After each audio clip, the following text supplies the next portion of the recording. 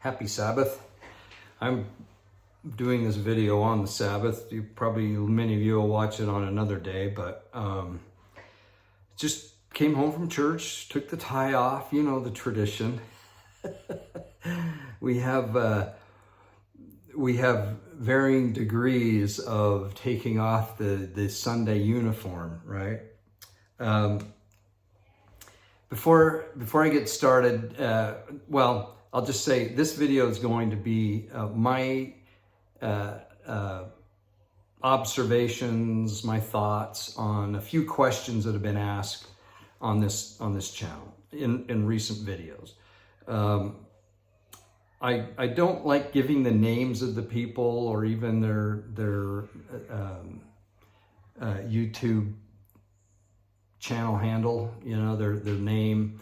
I don't know, but these have been some questions, and I'll go through that. But before I do that, I want to say how blessed I've been in having this channel and Sue and I together. The people that we've been able to meet and get to know. I often talk and have had times with John Hewlett, sometimes with Janet, his wife. And he's the one that introduced me to Cardio Miracle, and it's been such an impactful, in a positive way for my physical health. But just getting to know them as people, they're just awesome, good people. And so I'm going to put the link again for Cardio Miracle. It's a supplement.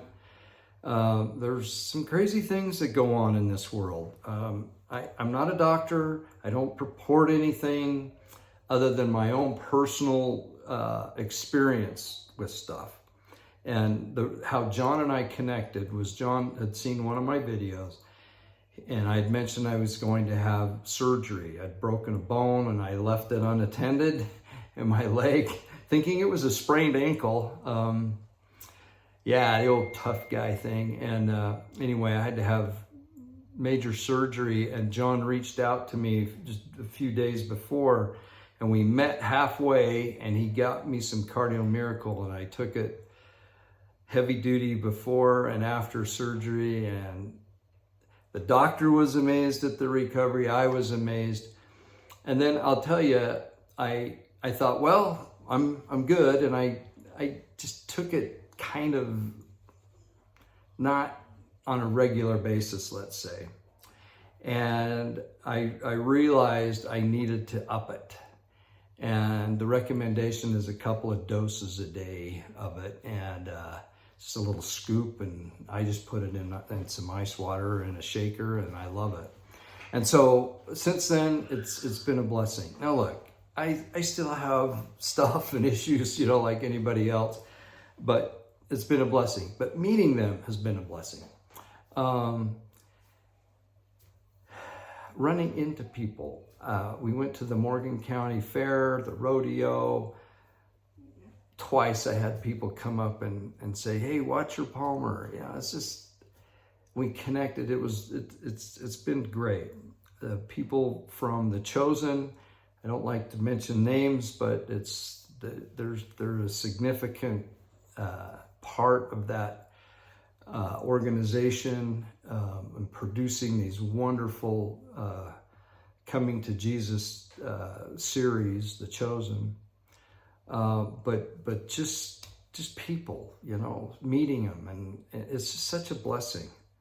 Your comments have been awesome, so thank you, and thanks for this checking in and watching and sharing the same thoughts and ideas about what's going on politically and otherwise.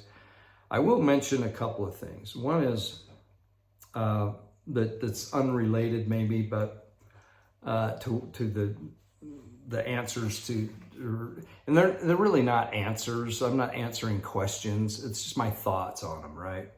Because the answers come through the Spirit and come through the study of the Scriptures.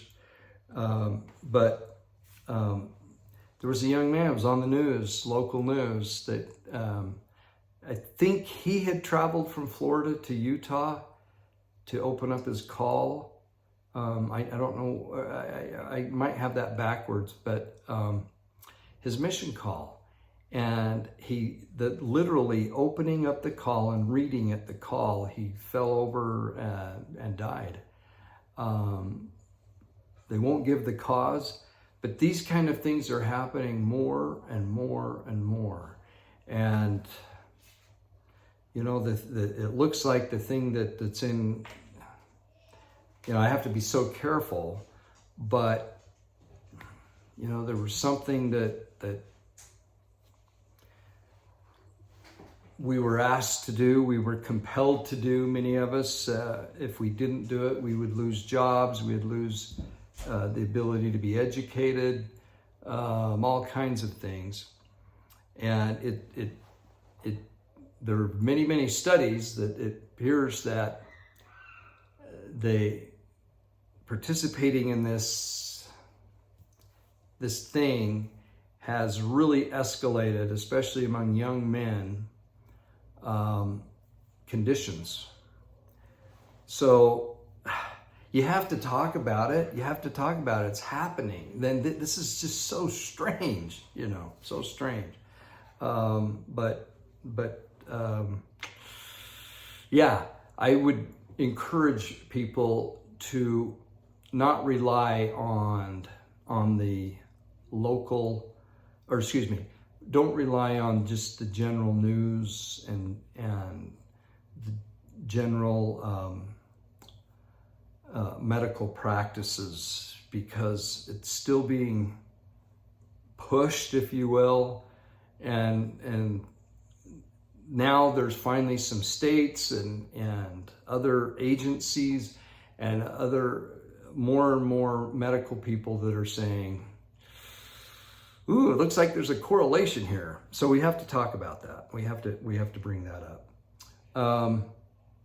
The other thing is we want to talk just briefly about, and somebody did bring this up, but it's this Lori Vallow Daybell, I think.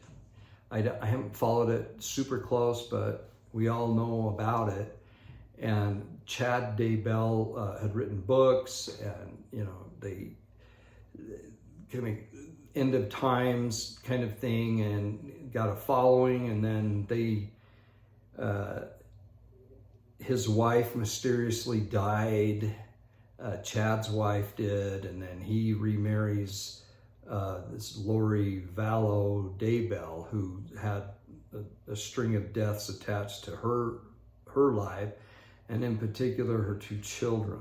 This is one of the most tragic, bizarre things. But Lori Vallow's sentencing, which she was found guilty of murder, I believe,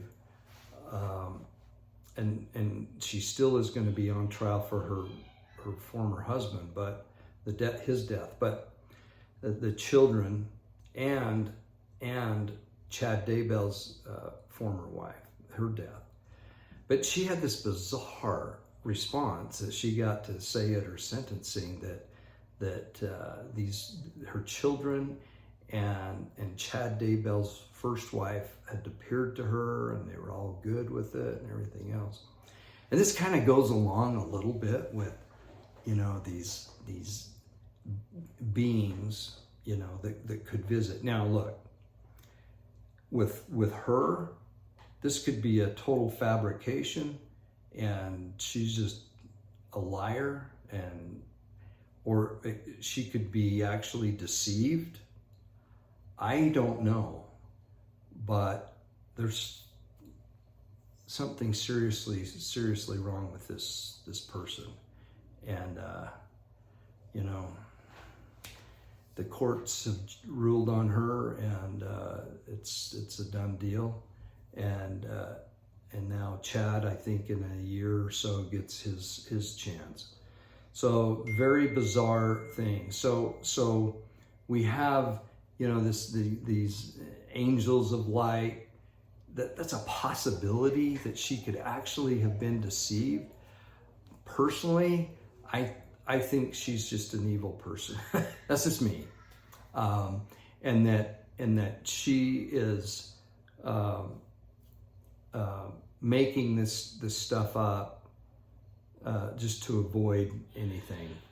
But and now has tried to convince herself, and now she probably does believe the lie. But she, in my opinion, was succumbed to those three temptations we talked about Christ, and she succumbed to all those: power, money, prestige, anything, wealth, physical appetites, definitely. And all those things were combined, and then she committed the most horrific crimes, or was involved in them somehow. Probably her brother involved, who also died. I mean, it's kind of like a former president and his wife. The United States. There's just a whole bunch of people that end up dead around him. But yeah, those temptations. So that's just my thoughts on that. And again, I know kind of the basics, but that's really not my thing. But definitely an evil copy, if you will, of what light and good things could be. Just a total opposite. Evil, conniving, secret combinations, all that stuff. Anyway, so we have that. Somebody asked my thoughts about the two witnesses that's talked about in the book of Revelation. So we can go to the scriptures. We can go to, I think it's Revelation 11. Out of all the verses I wrote down, I didn't write down the main one that talks about this. But we can go to D&C 77 because this is the Q&A on the book of Revelation, section 77. We all know this, and I think it's towards the end of 77. Let's see. Yeah. Let's see here. Oh, there you go. Yeah. So it's the last few verses. What is to be understood? Okay, so this is verse 15, and in section 77. What is to be understood by the two witnesses in the 11th chapter of Revelation?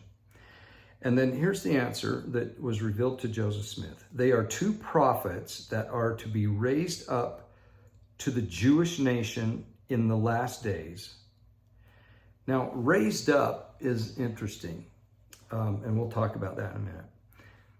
In the last days, at the time of the restoration, and to prophesy to the Jews after they are gathered and have built the city of Jerusalem in the land of their fathers. Now, this is there's so much there, but let's go to chapter 11 of Revelation. So, and here we are, chapter 11, and this is what it says.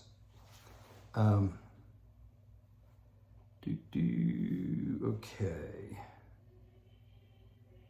And I will give power unto my two witnesses, and they shall prophesy 1,260 days, so a few years, clothed in sackcloth.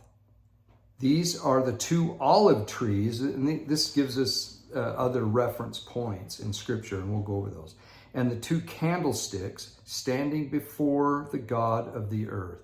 And if any man will hurt them, fire proceedeth out of their mouth, and devoureth their enemies. And if any man will hurt them, he must in this manner be killed.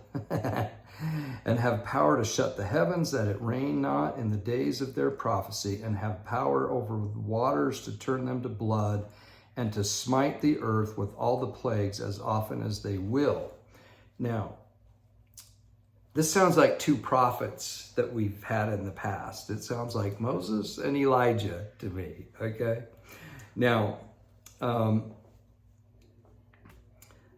well, let's finish. Okay. They have power to shut the heavens, okay. And when they have, and when they shall have finished their testimony, the beast that ascendeth out of the bottomless pit shall make war against them, and shall overcome them and kill them. Now, I want to talk about that word kill, okay? And kill them, and their dead bodies shall lie in the street of the great city, which spiritually is called Sodom and Egypt. And we'll talk a little bit about that too, where also our Lord was crucified. So this is Jerusalem. And they of the people and the kindreds and tongues and nations shall see their dead bodies 3 days and a half, and shall not suffer their dead bodies to be put in graves.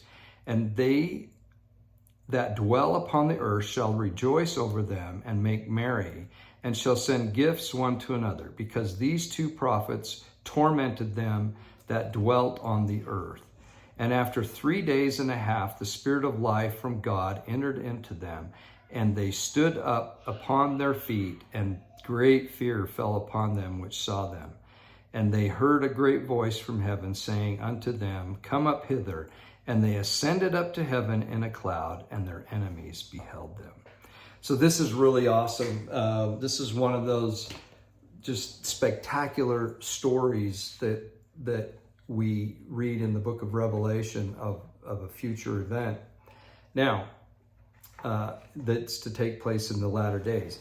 The heading of this in the Latter-day Saint scripture says, in the last days, 2 prophets shall be slain in Jerusalem.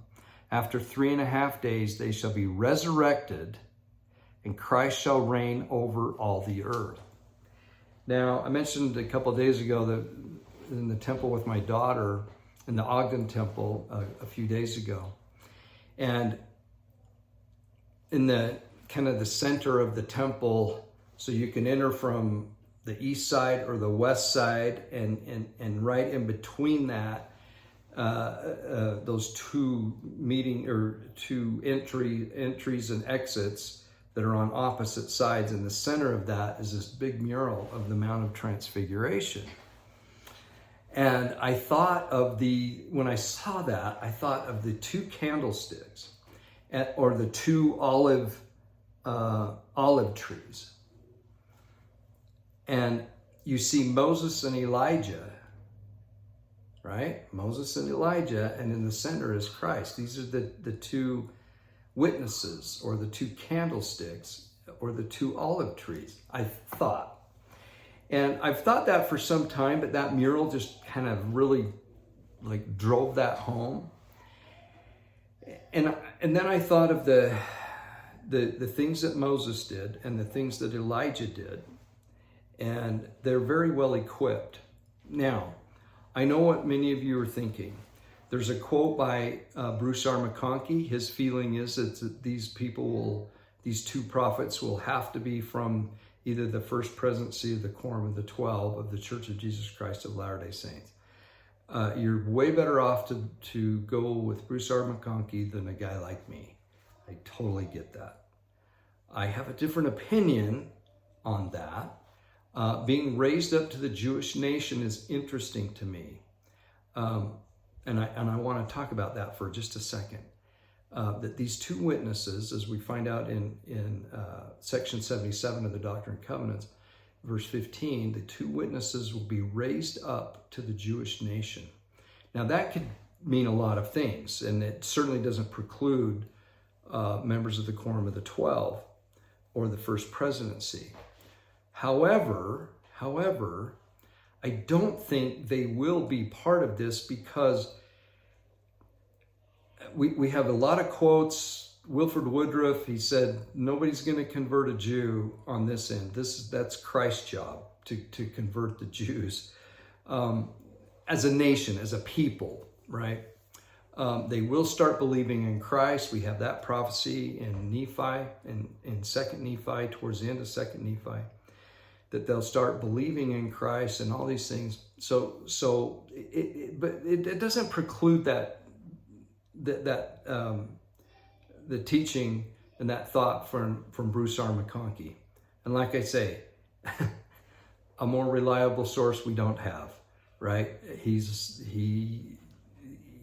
is the man, in my opinion, when it comes to these kind of things. But I differ with him on this. And I also know that there's another thing that's bothering people about it being Moses and Elijah. And that would be that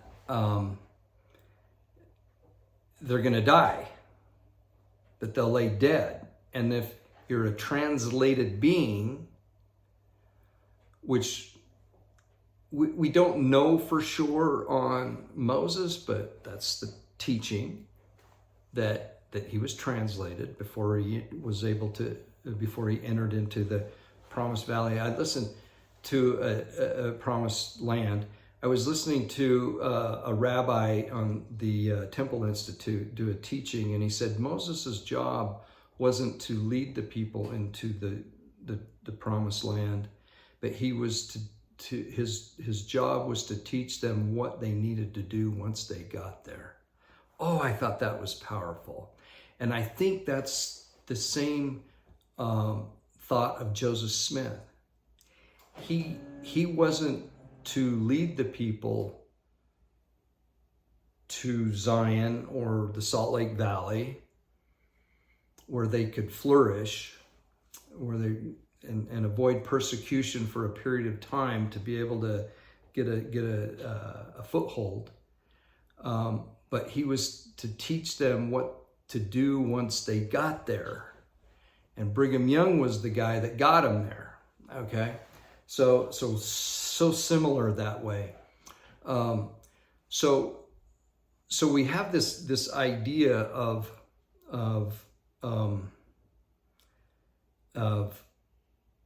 Moses and Elijah. Yes, they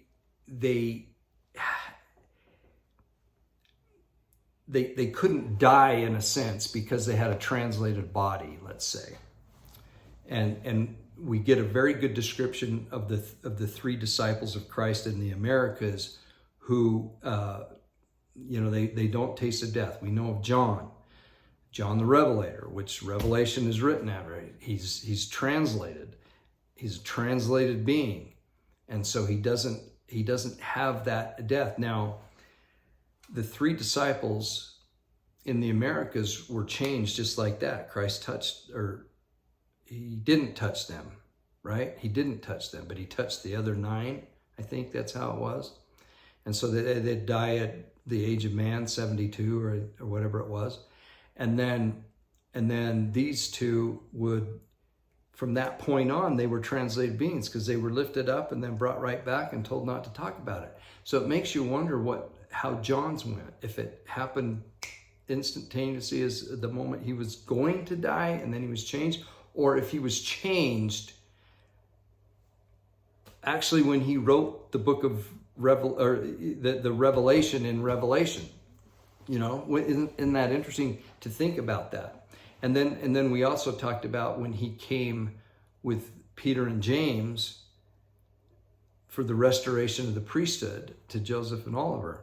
So we have these things, but a translated being still needs to be resurrected. Still needs to be resurrected. So my thought about them laying in the street, I would just say as if they were dead. As if they were dead, because they haven't been resurrected. So in a sense, you are dead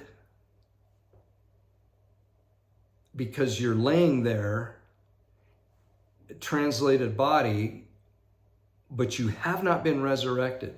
So for me, that qualifies for being raised from the dead in a sense, or raised from a translated body or a terrestrial body to a celestial body, a resurrected body.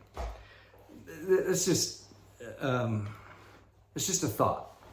So I think it fits. Now, just to kind of expand that a little further, if you go to, and there's more than one of these scriptures, but if you go to Isaiah, and I think it's 11, 11 verse 13, the envy also of Ephraim shall depart, and the adversaries of Judah shall be cut off. Ephraim shall not envy Judah, and Judah shall not vex Ephraim. So this is interesting because it really boils down the northern kingdom to the southern kingdom. And the northern tribe that's the example is Ephraim.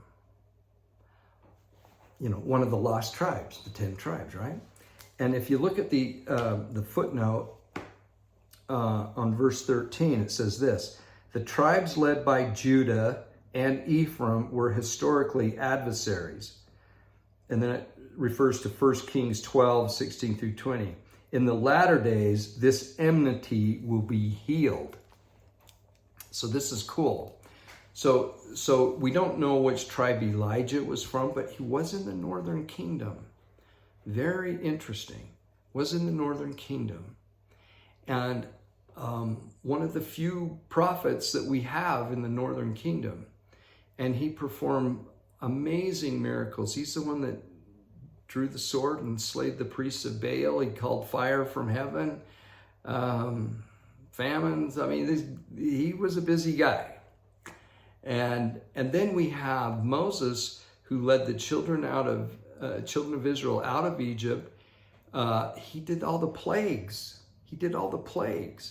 These guys would be very good witnesses in Jerusalem, causing all kinds of chaos as translated beings because they couldn't be destroyed.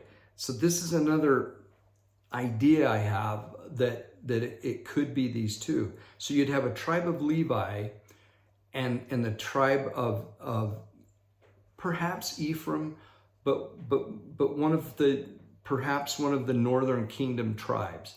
We don't know which tribe he was from, but I think it's a good representation, right? Because really the tribe of Judah, or the Jews, really, you know, would consist of Judah, Benjamin, and the tribe of Levi. Okay? And then the northern kingdom would also include the tribe of Levi, but is kind of represented by Ephraim. So this to me explains a lot of things, but it also would validate to some degree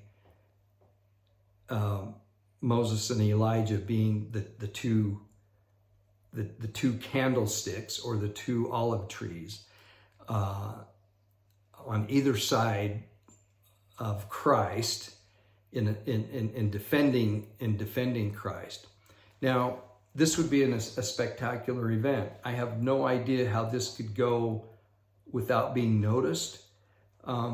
Some say it would just be their prophecies, because out of their mouth, and the words, when you preach Christ, it's sharper than a two-edged sword. It divides asunder. It has weaponry.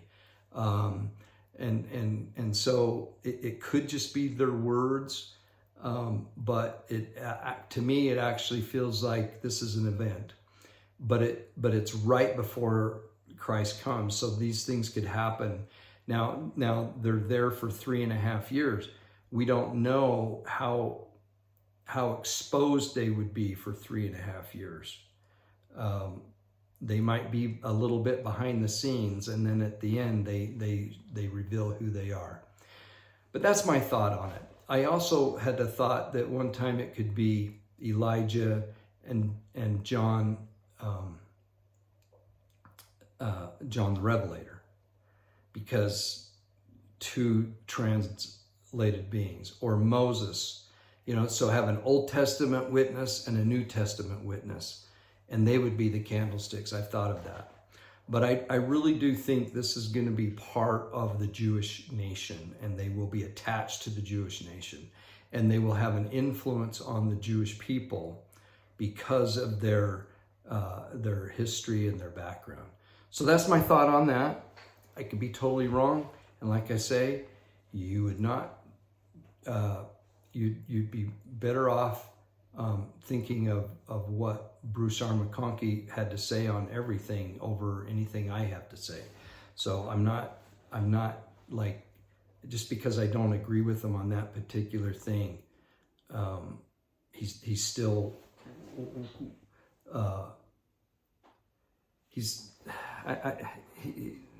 I've already repeated. Okay, now, I didn't go over the scriptures of the candlestick and that thing. So let's just do that really quick, because we're in Isaiah already.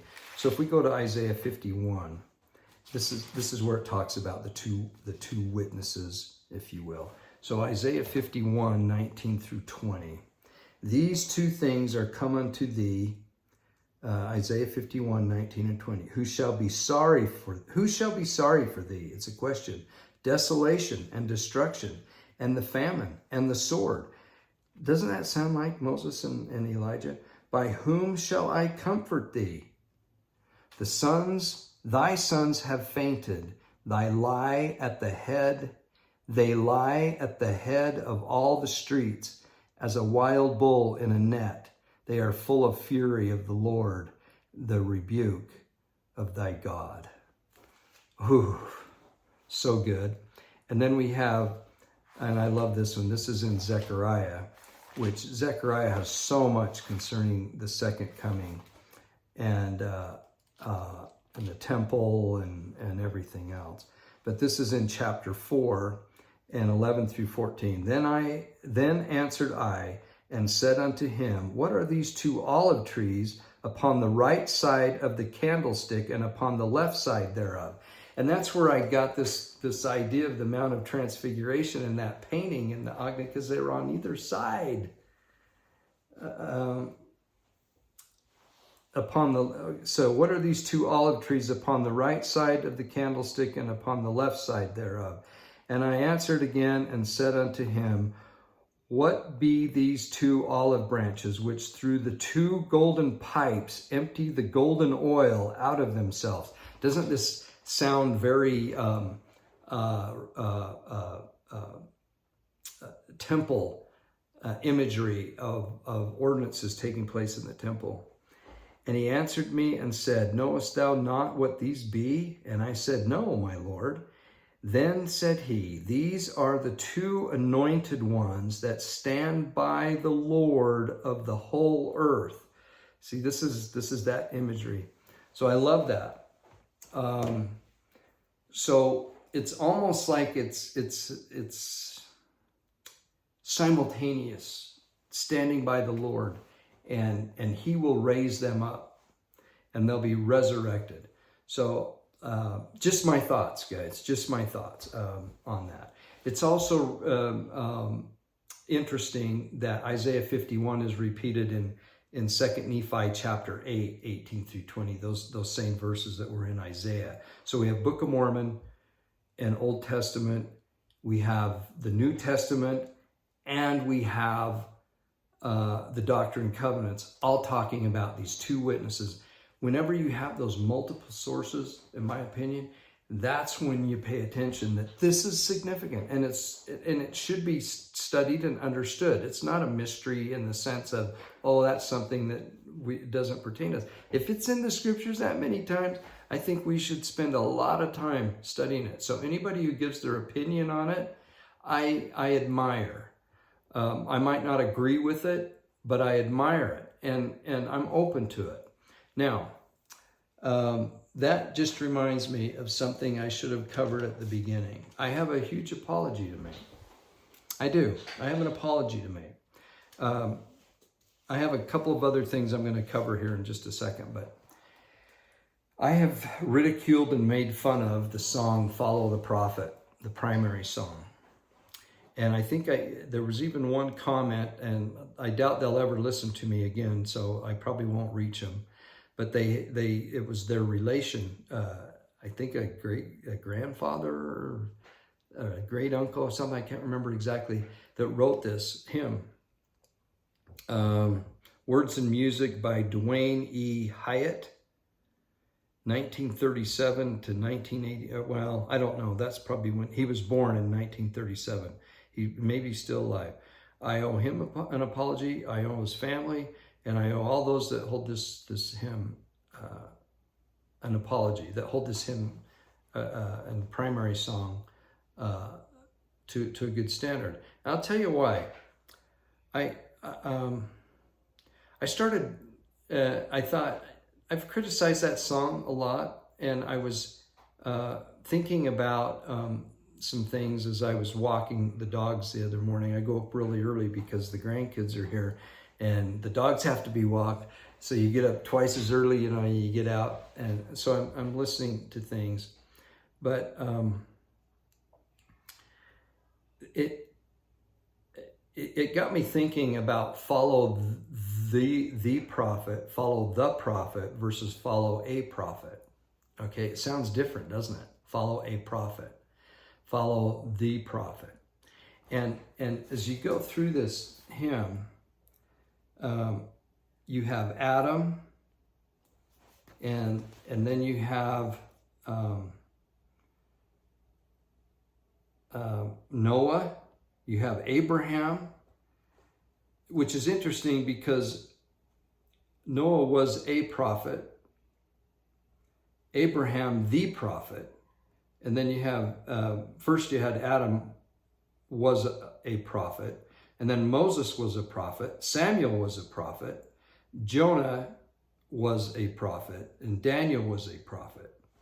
And so this idea of a prophet, those, with a couple of exceptions, and I'll talk about that in just a second, those are dispensational prophets. Adam, Noah. I think, was Enoch in there? Is Enoch in that? Yeah, that's the second verse. Yeah. So you have Adam, Enoch, Noah, Abraham, and then Moses, and then Jesus, and some would say Peter along with that, because that's who Jesus left the keys to. And then Joseph Smith. You have the 7 dispensational prophets, right? And then in addition, they have Jonah, Daniel, and Samuel, which I think is interesting that those, that the author of this, Dwayne E. Hyatt, I think that's how you pronounce his name, he picked those prophets. I don't know why. Their stories are amazing. He could have picked Isaiah. He could have picked some of the Book of Mormon, because this wasn't Samuel a Lamanite, which that's what Samuel says. I'm just Samuel a Lamanite. But then we referred to him as Samuel the Lamanite, or the Lamanite. But anyway, this is the Samuel of Hannah, the son of Hannah, who Hannah promised, and this is the prophet that Eli raised up in the tabernacle that was housed in Shiloh. So, and then we know the story of Jonah, because Jonah was an interesting story. I think it's because these individuals, Jonah kind of struggled a little bit, but he eventually answered the call and went to Nineveh. And but really, he had some difficulty, and I think the author of that hymn wanted to let us know that sometimes it's a struggle to be a prophet. And I think it also shows that there's different kinds of prophets. There's prophets who have a specific purpose at a specific time. They're not necessarily leaders, but they set examples and they have things revealed to them. Okay, and I would put Daniel in that. I put Jonah. Jonah was more of a missionary, and then pronounced prophetic things upon people of destruction. And Samuel, similar thing. he had some interesting struggles, and his dealings with King Saul were very unique, and taking the lives of certain people. It was just they're different. So we think of prophets as different people, and I think there's a difference between a prophet and the prophet. I think sometimes we should look at the prophets. When we say the prophets, I would say those are dispensational prophets, and then a prophet is more specific for a specific time and a need and that kind of thing. I hope that makes sense. When we have temple recommend interviews, usually we say, I can't remember how the new questions are, but the old ones are still here in my head. But do you sustain, let's say, President Nelson as a prophet, seer, and revelator, and as the only person on the earth who is authorized to exercise all priesthood keys? And we know what those keys are for, right? And so we sustain him. We say, yeah, yay, yes.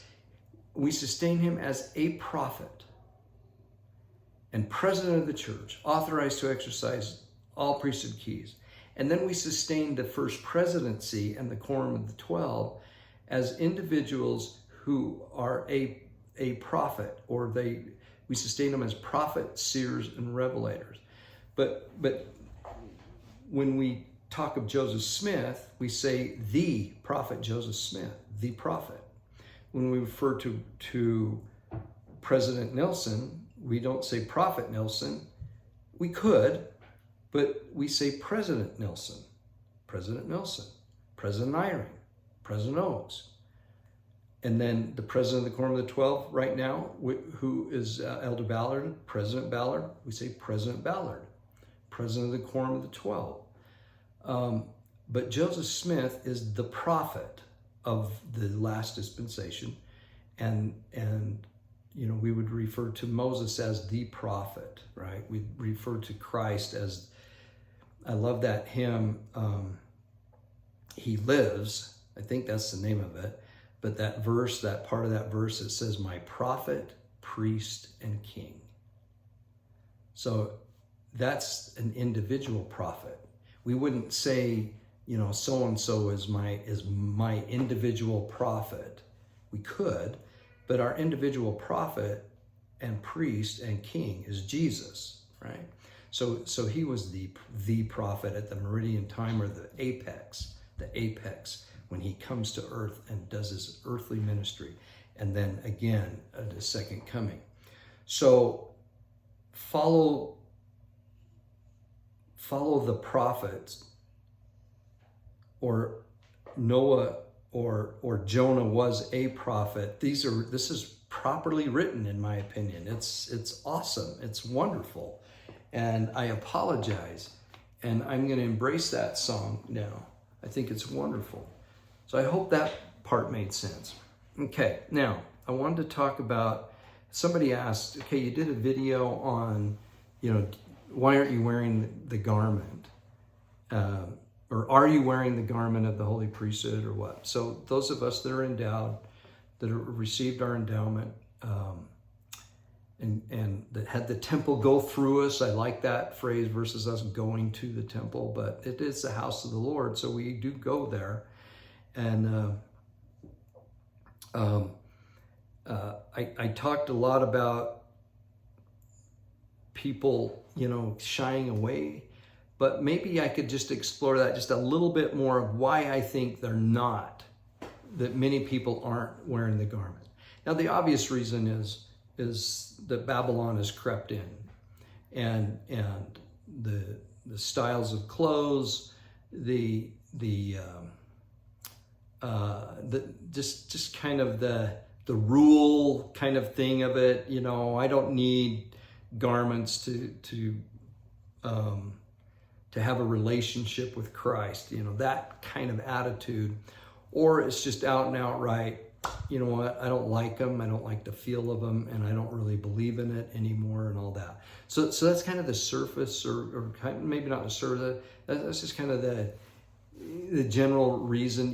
People just, they're more interested in the things of the world than things that happen in the temple. Now, we've learned very specifically that the garment is a representation of the veil of the temple, and the veil of the temple that was rent in twain when Christ was crucified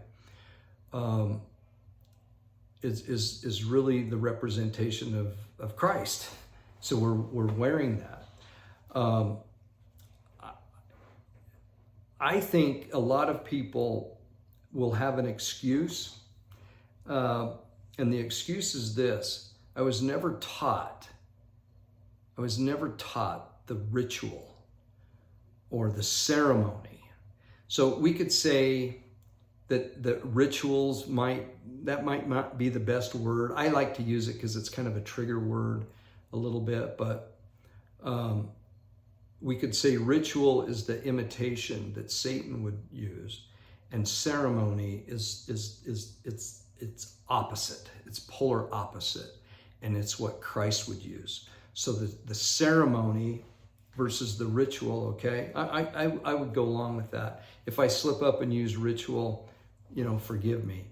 But we don't talk about the ceremony and how important that is enough in the church. I've mentioned this before, but when I was a stake president, I had a Jewish and a Catholic convert that I was different time periods that I had the great blessing to interview for the first time for them going to the temple after they joined the church a year after. The one was Special Forces IDF in Israel, joined the church in New York City, Jewish, didn't really know much about Christ, but he read the Book of Mormon. The Book of Mormon just, he was like, this is my book, And he had such a struggle with the church culture and sacrament meetings and just that. It just didn't ring true. But a year later, he gets to go to the temple and he says, man, I didn't want to leave, because I did a follow-up interview with him. And he said, this spoke to me. It spoke to me. So these are our I was going to say Jewish roots, but let's just say our Hebrew or our Israel roots. When we go to the temple, and we do a poor job, in my opinion, of teaching ceremony and the importance of it, because we're all about, we don't want to,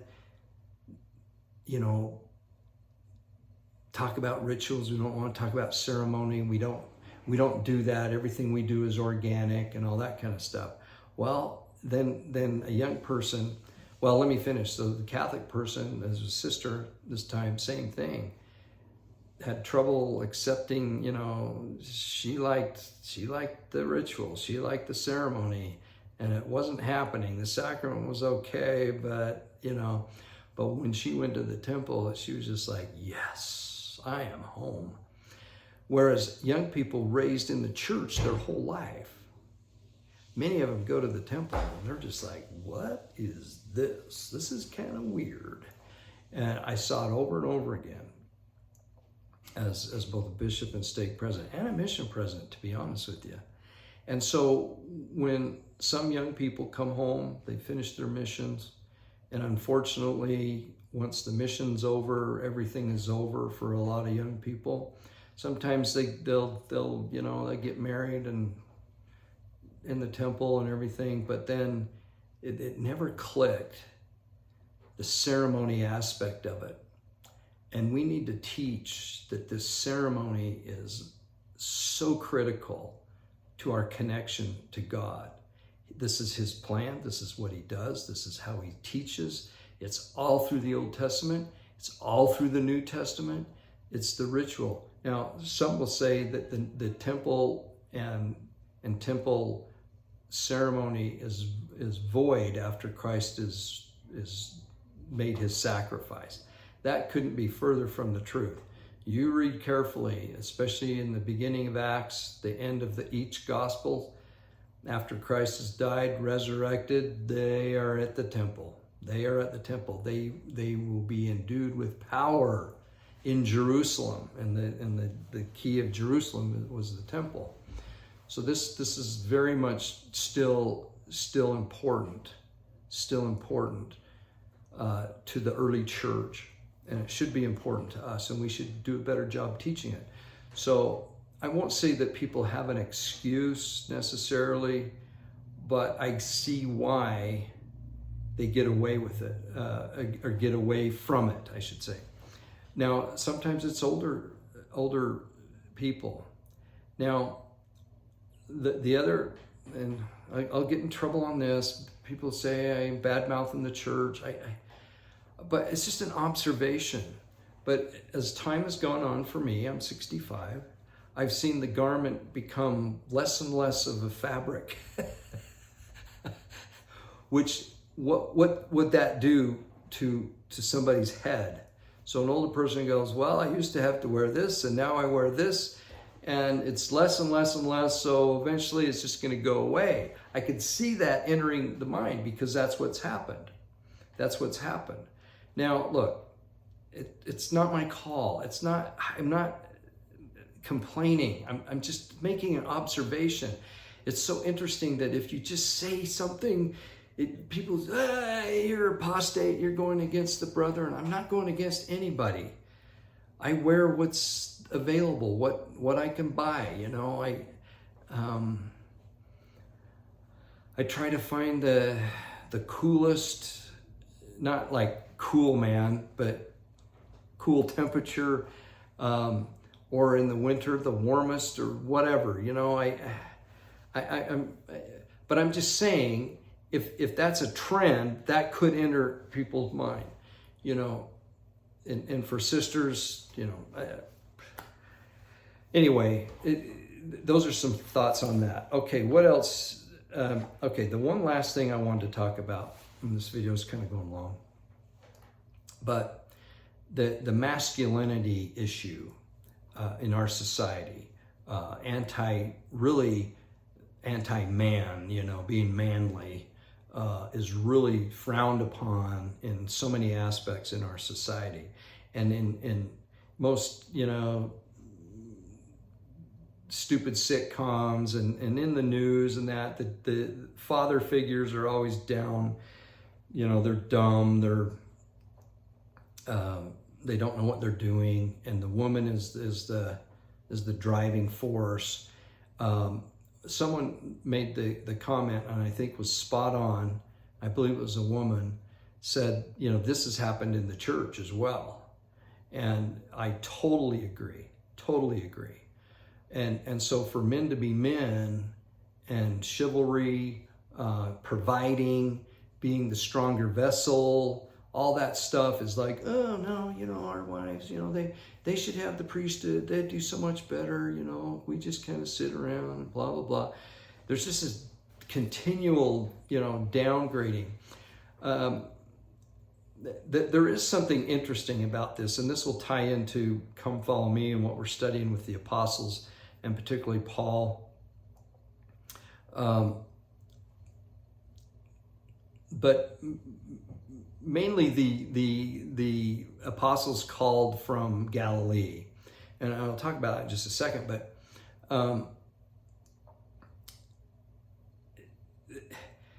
Sue and I noticed this when we presided over a mission. There seemed to be kind of a feminization of elders, not all, but enough that it's like, you know, you just felt like smacking them around a little bit, or have them do some just hard physical labor or something to get some testosterone and not too much, but enough to be manly. Now, there were a lot of manly missionaries, don't get me wrong, but you know, you're in a suit and tie all day long, and your hands get soft. You're not sweating much, other than if you're riding a bike or going to an appointment or you're out in the heat. But as far as physical labor, not a lot. We encourage service, obviously, and things like that. But they're just, I got to be careful. But you can just see that. I don't know. I didn't want young men to lose the fact of being a man. Okay. So look, we loved all of our missionaries. They'll all verify that if they felt like I didn't love them, we probably had a huge disagreement, and I was probably vocal and out of line.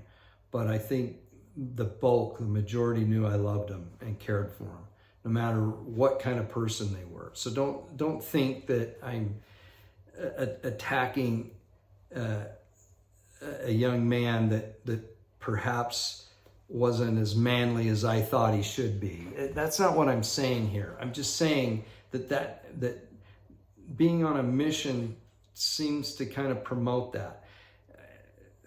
I know I'm going to get crap on this, but so be it. So Sue and I talked about this a lot during our mission, and of how to, kind of keep that going in young men. I think most women that want to marry want to find a guy that is a manly man. That's what I think. That's becoming less and less out in society, and there's a lot of reasons for that. I have my thoughts. Probably won't share them in this video, but I think the types of food and the types of things in water and then just general societal teachings have demasculinized.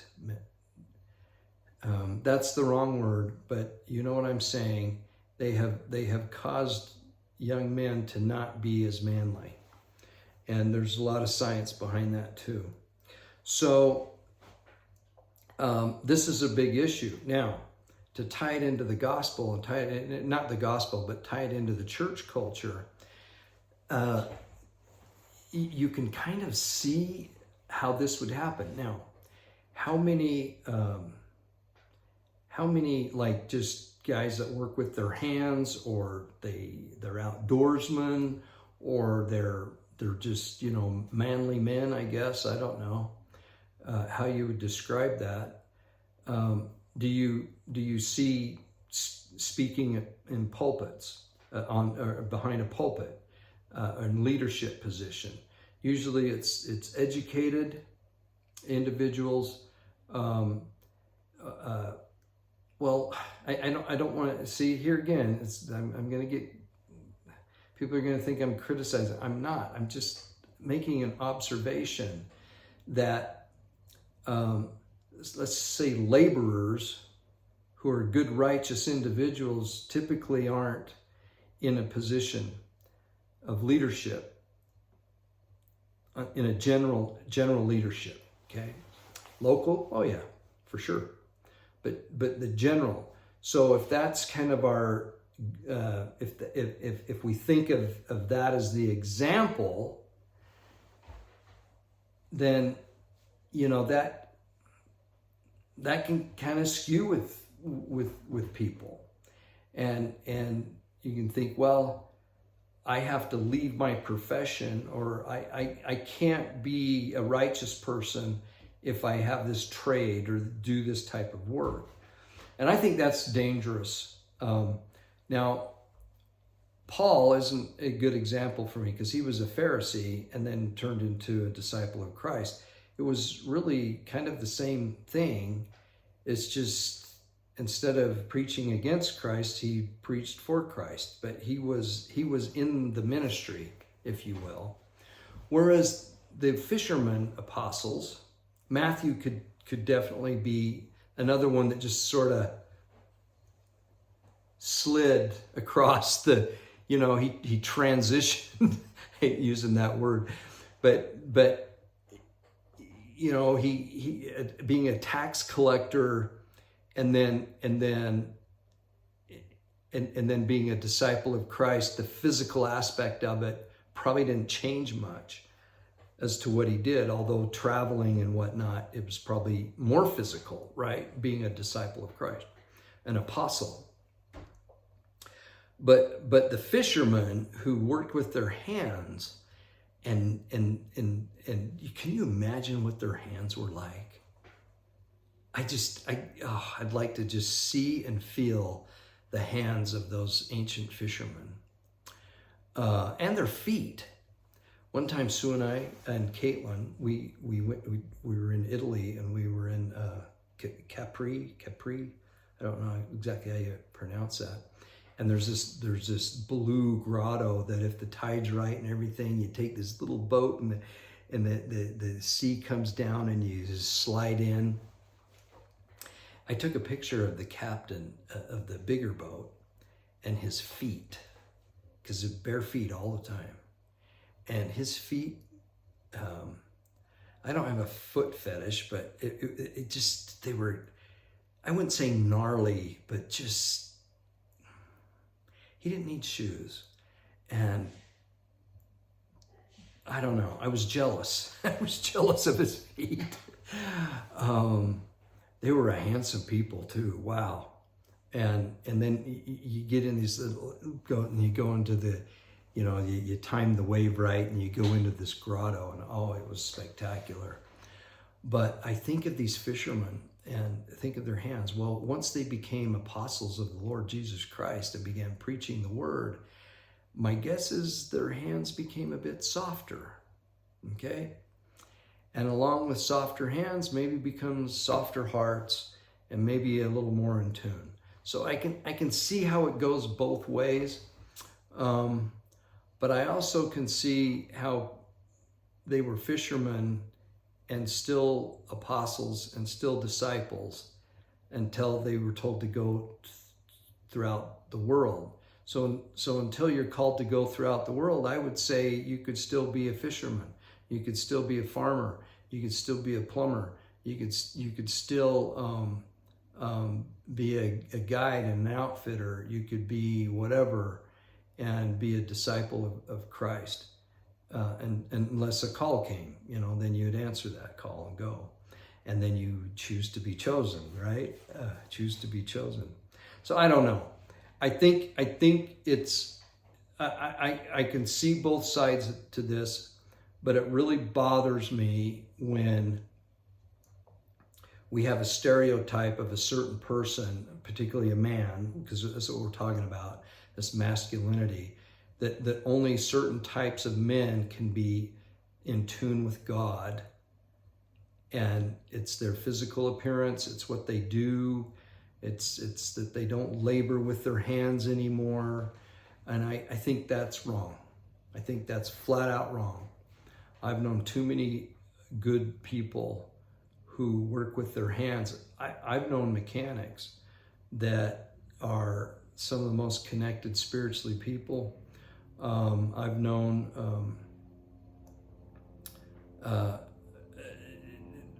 drivers, commercial truck drivers and otherwise, bus driver, just, I don't know, good people that work with the land. Oh my goodness. They know a lot more about things in life than any of us do that don't. We have our gardens and things, and we try to assimilate that. But when your livelihood is attached to the land, and there's a connection there, and you're always looking to the heavens, and you're looking to the earth, and you have this connection, I don't know how more spiritual you can be in all that. Now, I would suspect that the early apostles, in their travels and the things they did, their hands were still tough. And being imprisoned, the trials they went through, I would suspect they maintained that. The early apostles in the latter days and prophets, they were workers, physical labor workers. They were. And so we have the stories of Joseph Smith and laboring and doing the things he did. So I think we need to be careful about just looking at the current situation and how people dress and how people are, and go, okay, in order to be spiritual, that's what I got to look like. That's what I have to do. So I think that's it. I've gone over an hour. Don't listen to this if you don't have time. Jeez Louise. I ramble sometimes, but that's it. God bless you. I love you all. Happy Sabbath. Talk to you soon. Bye.